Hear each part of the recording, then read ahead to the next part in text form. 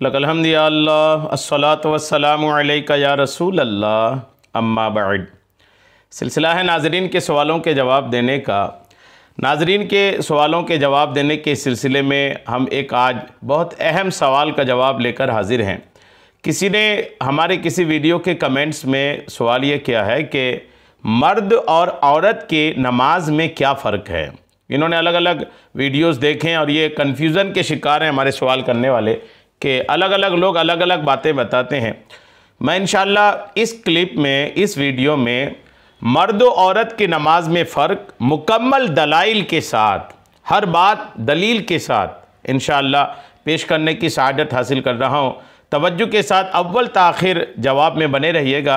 इंशाअल्लाह काफ़ी इल्म आपको सीखने को हासिल होगा। मर्द और औरत की नमाज में अदायगी के तरीके के हवाले से कई चीज़ों में फ़र्क है। नमाज अदा करने के तरीके पर मर्द और औरत की नमाज में कई चीज़ों में फ़र्क है। मसलन औरत तकबीर में हाथ कंधों तक उठाएगी और मर्द कानों तक उठाएगा। औरत क़ियाम में हाथ सीने पर बांधेगी और मर्द नाफ के नीचे बांधेगा। औरत रुकू में ज़्यादा नहीं झुकेगी और ना ही घुटनों पर ज़ोर देगी। जब रुकू में घुटनों पर हाथ रखेगी तो औरत ज़ोर नहीं देगी, जबकि मर्द खूब झुकेगा और घुटनों पर ज़ोर भी देगा।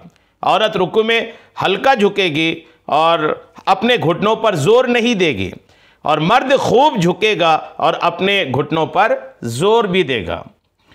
औरत सजदे में ज़मीन से चिमट जाएगी।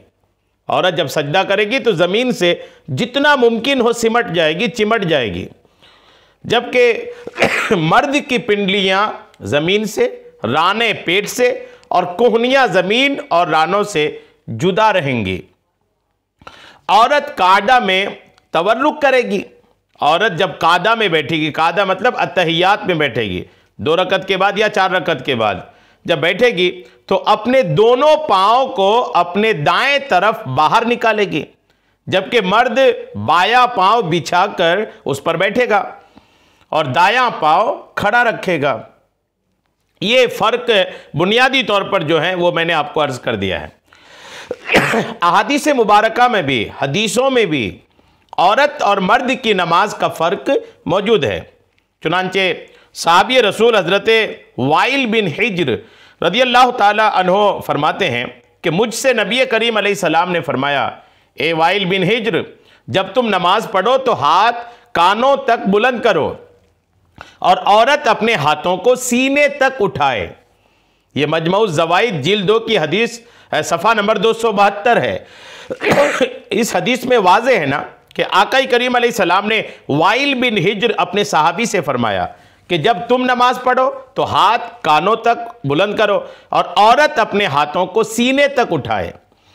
और हज़रत अबू जुहफ़ा रदियल्लाहु ताला अन्हो से रिवायत है कि बेशक हज़रत अली रदियल्लाहु ताला अन्हो ने फरमाया, नमाज के क़ियाम में, क़ियाम मतलब खड़ा होना, जब नमाज में खड़े होंगे तो हाथ की हथेली को, एक हाथ की हथेली को दूसरे हाथ की हथेली की पुश्त पर नाफ के नीचे रखना, यह सुन्नत है। अबू दाऊद शरीफ में ही ये जो हदीस मैंने आपको अर्ज़ किया, अबू दाऊद शरीफ जिल्द 1 की सफ़ा 118 की हदीस पाक है। और अबू दाऊद शरीफ में ही हज़रत अबू हुरैरा रदियल्लाहु ताला अन्हो से रिवायत है, आप फरमाते हैं कि नमाज में नाफ के नीचे एक हाथ की हथेली को दूसरे हाथ की हथेली की पुश्त पर रखना यह सुन्नत है। अबू दाऊद शरीफ जिल्द 1 सफ़ा 118। और इमाम अबू दाऊद रहमतुल्लाहि ताला अलैह ने अपनी किताब किताबुल मरासील में यजीद बिन हबीब से नकल किया है, फरमाते हैं कि अल्लाह के रसूल सल्लल्लाहु ताला अलैहि वसल्लम का गुज़र 2 औरतों पर हुआ जो नमाज पढ़ रही थी। हमारे आका 2 औरतों के करीब से गुजर रहे थे, वो 2 औरतें नमाज पढ़ रही थी। आका करीम अलैहिस्सलाम ने उनसे फरमाया, जब तुम सजदा करो तो अपने जिस्म का कुछ हिस्सा ज़मीन से मिलाया करो, क्योंकि औरत सजदा करने में मर्द की तरह नहीं सिमट कर चिमट कर सजदा करेगी। ये आका करीम अलैहिस्सलाम ने औरतों को बराह रास्त इरशाद फरमाया। किताबुल मरासील सफ़ा 8। इसी तरह मुसन्नफ़ इब्ने अबी शैबा में है कि हज़रत अली रज़ियल्लाहु ताला अन्हु फरमाते हैं कि औरत जब सजदा करे तो चाहिए कि ज़मीन के साथ चिपक जाए और अपनी रानों को पेट के साथ मिला ले।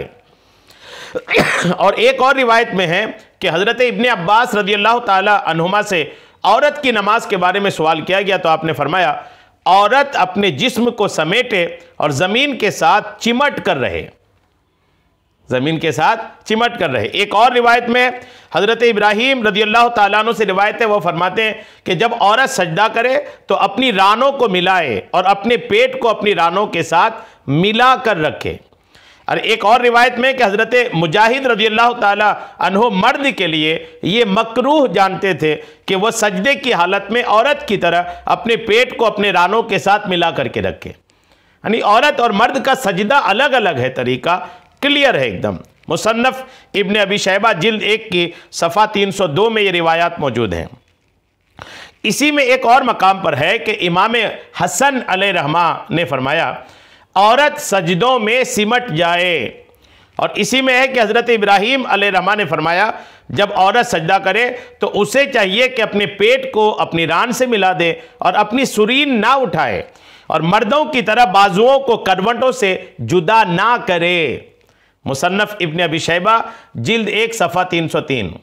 और नूरुल इज़ा में है कि तहरीमा के लिए जब नियत बांधते हैं तकबीर तहरीमा के लिए कानों के बराबर हाथ उठाना मर्द के लिए सुन्नत है और कंधों के बराबर हाथ उठाना सही मजहब के मुताबिक आज़ाद औरत के लिए सुन्नत है, इसलिए कि उसकी कलाइयाँ भी औरत हैं और उसकी बिना पर सत्र यानी पर्दा है।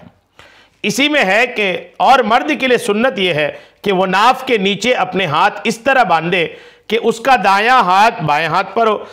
और हज़रत अली कर्रमल्लाहुल वजहुल करीम की हदीस मुबारका की वजह से और औरत के लिए सुन्नत यह है कि वो बगैर उंगलियों का हल्का बनाने के अपने दोनों हाथ अपने सीने पर रखे, क्योंकि इसमें उसके लिए ज़्यादा पर्दा है। और इसी में है कि सजदा करते वक्त मर्द के लिए सुन्नत है कि वो अपने पेट को रानों से, अपनी कोहनियों को अपने पहलुओं से और अपनी कलाइयों को ज़मीन से जुदा रखे, जबकि औरतों के लिए सुन्नत यह है कि वो ज़मीन की तरफ सिमट कर सजदा करे और अपने पेट को अपनी रानों से मिलाए रखे। ये नूरुल इज़ा के सफ़ा 256 से 268 के बीच लिखा है।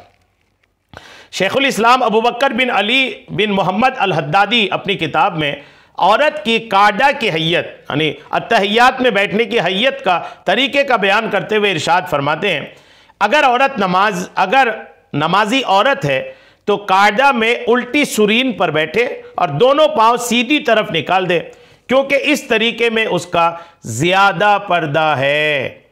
अल जौहरतुन नियारा जिल्द 1 सफ़ा 65। और सदरुल शरिया बदरुत तरीका मुफ्ती मोहम्मद अमजद अली आज़मी फरमाते हैं, रुकू में पीठ खूब बिछी रखे, यहां तक कि अगर पानी का प्याला उसकी पीठ पर रख दिया जाए तो ठहर जाए। औरत रुकू में थोड़ा झुके, ये तो मर्द का आपने सुना, अब औरत का सुने कि औरत रुकू में थोड़ा झुके, यानी सिर्फ इस कदर के हाथ घुटनों तक पहुंच जाएं, पीठ सीधी ना करे और घुटनों पर जोर ना दे, बल्कि महज हाथ रख दे और हाथों की उंगलियां मिली हुई रखे और पांव झुके हुए रखे, मर्दों की तरह खूब सीधी ना कर दे। औरत सिमट कर सजदा करे, यानी बाजू करवटों से मिला दे और पेट रान से और रान पिंडलियों से और पिंडलियां जमीन से। दूसरी रकत के सजदों से फारिग होने के बाद बाया पांव बिछाकर दोनों सुरीन उस पर रख कर बैठना और दाहिना कदम खड़ा रखना और दाहिने पांव की उंगलियां किबला रुख करना, ये मर्द के लिए है। और औरत दोनों पांव दाहिनी जानिब निकाल दे और बाएं सुरीन पर बैठे। बारे शरीयत जिल्द 1 हिस्सा 3 सफ़ा 526। तो मर्द औरत की नमाज में फ़र्क मुकम्मल दलाइल के साथ आपने सुन लिया। अल्लाह करीम अमल की तौफीक अता फरमाए। आमीन बिजाहिन नबील अमीन सल्लल्लाहु तआला अलैहि वसल्लम।